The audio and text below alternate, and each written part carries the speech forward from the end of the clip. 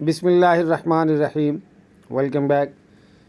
پچھلی ویڈیو میں ہم نے بات کی سبب بول کر مسبب مراد لینے پر، اور آج ہم بات کر رہے ہیں مجاز مرسل کی اگلی قسم پہ، مسبب بول کر سبب مراد لینا۔ مجاز مرسل کی یہ وہ قسم ہے جس میں بولے جانے والے لفظ کا اطلاق اپنے اصل اور حقیقی معنی کے اعتبار سے مسبب پر ہوتا ہے، لیکن اس سے مسبب مراد نہیں ہوتا، مراد وہاں سبب لیا جاتا ہے۔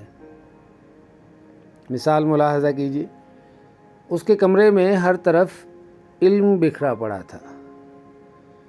یہاں علم سے مراد کتابیں ہیں، کیونکہ کتابیں پڑھنے کا نتیجہ علم ہے، لہذا علم مسبب ہے اور اس مسبب کا سبب کتاب ہے، یعنی اس مسبب تک ہم پہنچیں گے تو کتاب کی وجہ سے پہنچیں گے، یوں کتاب سبب ہے اس نتیجے کا، اس مسبب کا، لہذا یہاں مسبب بول کر سبب مراد لیا گیا ہے۔